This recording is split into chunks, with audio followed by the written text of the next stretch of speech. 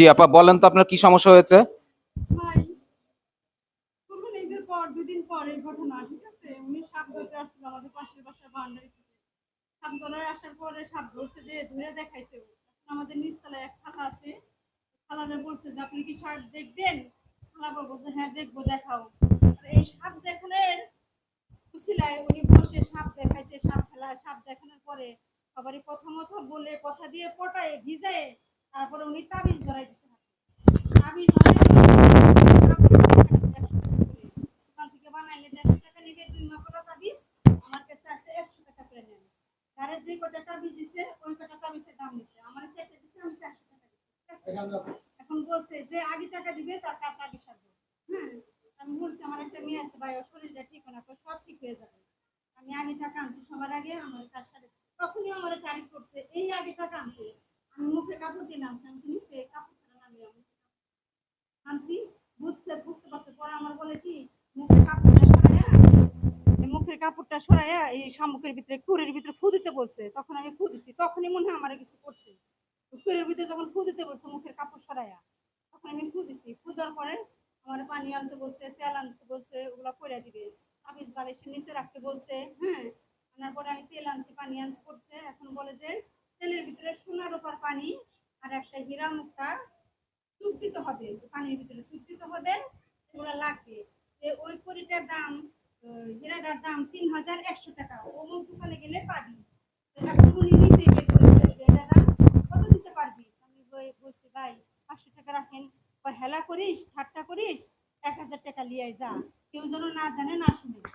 আমি ১,০০০ টাকা চুপ করে মুখের ভিতরে ঘর থেকে নিয়ে এসেছি। তার আগের দিনই আমার স্বামী আমার হাতে ৮,০০০ টাকা দিচ্ছে।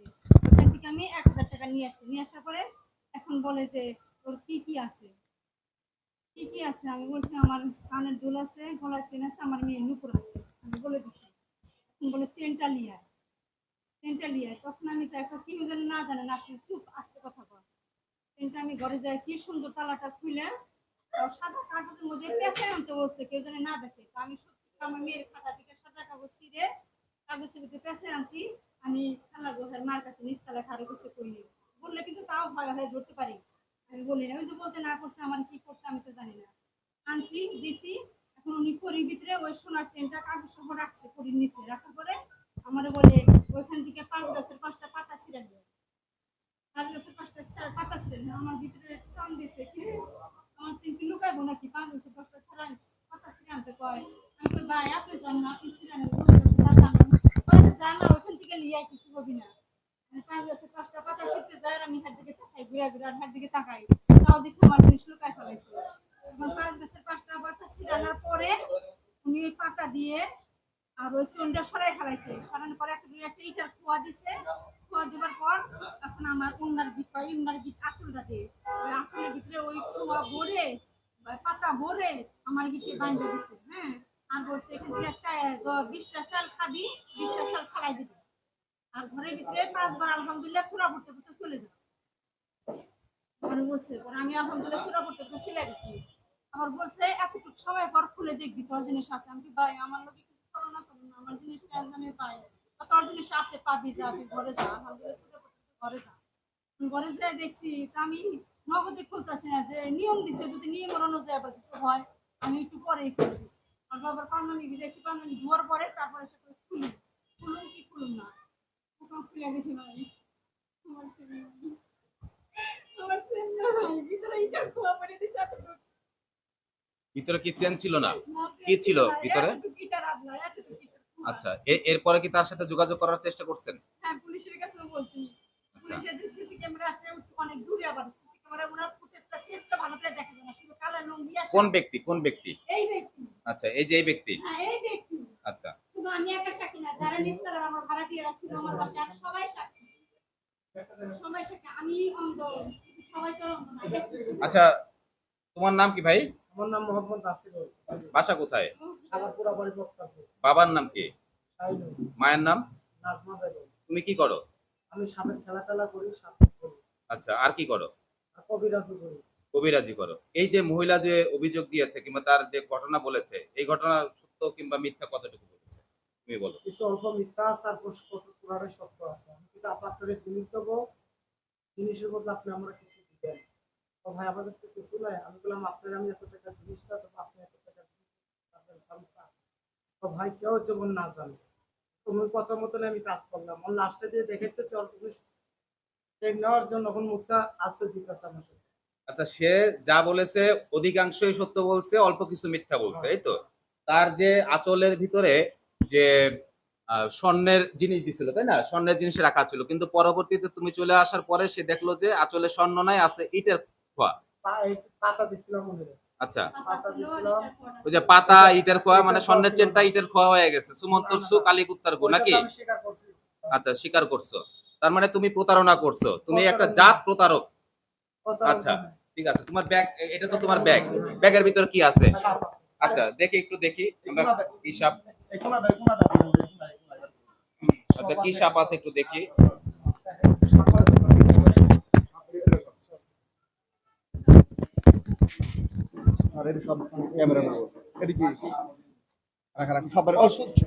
তুমি সরো, তুমি এই যে সময়ত বন্ধুরা দেখেন তার তার ভিতরে একটা ইটের খোয়া, মহিলা যে কথাটা বলেছে যে ইটের খোয়া আছে, সত্যি একটি ইটের খোয়া পাওয়া গিয়েছে। এবং আমার বিশ্বাস প্রশাসন যে কথা বলে, আমরা বিগত সময়ে বিভিন্ন ভিডিও দেখেছি যে শয়তানের জাদু কিংবা শয়তানের বাতাস, এরকম হয়তোবা কোনো কিছু, যে এই যে লেখা থাকে, এই লেখার দিকে তাকাইলে কিংবা নিঃশ্বাস, যে শয়তানের নিঃশ্বাস আমরা বলে জানি, প্রশাসন জানে, এটাই হয়তোবা সেই শয়তানের নিঃশ্বাস ব্যবহার করে যে এই ধরনের প্রতারণা করে থাকে সবার কাছে। এই যে তার চেহারাটা দেখেন, এখানে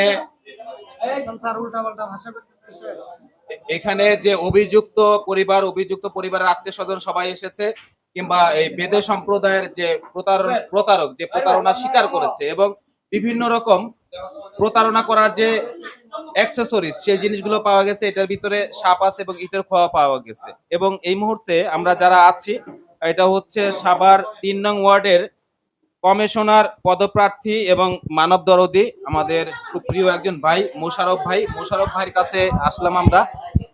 এবং অভিযোগ যিনি দিয়েছেন ভিকটিম, সেই ভিকটিম মোশাররফ ভাইয়ের কাছে এসেছে। আমরাও এসেছি ঘটনা জানার জন্য, এখানে অনেক লোকজন আছে। মোশাররফ ভাইয়ের বক্তব্যটা জানতে চাই। মোশাররফ ভাই, আসসালামু আলাইকুম। ভাই, যেহেতু মহিলা অভিযোগ দিয়েছে এবং যে আসামি পক্ষ, সে বলেছে যে এই মহিলা যা বলেছে অধিকাংশই সত্য বলেছে, কিছু মিথ্যা বলেছে। এবং যে মহিলা বলেছে যে তার আঁচলে স্বর্ণের চেনটার বেঁধে দিয়েছিল, পরবর্তীতে দেখলো যে স্বর্ণের চেন না, সেটা ইটের খোয়া এবং কিছু পাতা। এবং এই যে আসামি পক্ষ যে অভিযুক্ত, সেই অভিযুক্তর ব্যাগের ভিতরে সেই ইটের খোয়া পাওয়া গেছে, আমরা তাৎক্ষণিকভাবে দেখতে পেরেছি। হ্যাঁ, সবাই দেখেছি সেই জিনিসটা। এখন আপনার কাছে যেহেতু এসেছে, আপনি এটা কি বুঝতেছেন কিংবা কি করণীয় মনে করেন? কারণ হলো তুই আমার কাছে প্রথমে স্বীকার করতে ওকে আর মারতে দেয়নি, যেহেতু স্বীকার গেছে ওর মারার দরকার নেই। ওর গার্জেনের কাছে আমরা ফোন দিচ্ছি, ওর গার্জেন আসতেছে, এবং ওই কিছু খাওয়ার বাসায় বলছে যে আমাকে আটকাইছে, মানে ওদের খাওয়ার বাসায় বলছে যে আমাকে আটকাইছে ছেলে পেলে, সেন্টার নিয়ে আসে। তাদের সাথে আমাদের যোগাযোগ হয়েছে, সে নিয়ে আসতেছে। এখন ওর ওই শিকার যাওয়া তোর এখানে মারতে দেওয়া হয় নাই, এবং যার স্বর্ণ নিয়েছে সেও আসছে, সেও একই কথা বলছে, মোটামুটি কথা সেম আছে, কথা ঘটনা সত্যি। আচ্ছা, এই যে অভিযুক্ত যে আসামি পক্ষ যে এই কাজটা করেছে বেদে সম্প্রদায়, সে বলেছে চেন ফেরত দিবে, চেন নিয়ে আসতেছে। চেন যদি নিয়ে আসে, যদি চেন ফেরতও দেয়, তাহলে সে তো অপরাধী। এবং সে আজকে না ধরা পড়েছে, কিন্তু এরকম কিন্তু অনেকে আছে ধরা পড়ে না, তাকে খুঁজে পায় না, এই ধরনের প্রতারণা করে চলে আসে। শুধু সাভারে নয়, সাভারের বাহিরেও তারা গিয়ে এই ধরনের যারা সাধারণ জনগণ, তাদেরকে এই শয়তানের বাতাস দিয়ে জাদুটোনা করে কিংবা বিভিন্ন রকম কলে কৌশলে তাদেরকে একদম সর্বশান্ত করে দেয়। তো সেই ক্ষেত্রে কি আপনি মনে করেন যে একজন জনপ্রতিনিধি হিসাবে যে তাকে আইনের আশ্রয়ে দেওয়া উচিত, যাতে ভবিষ্যতে মানে একটা দৃষ্টান্তমূলক শিক্ষা যাতে হয়?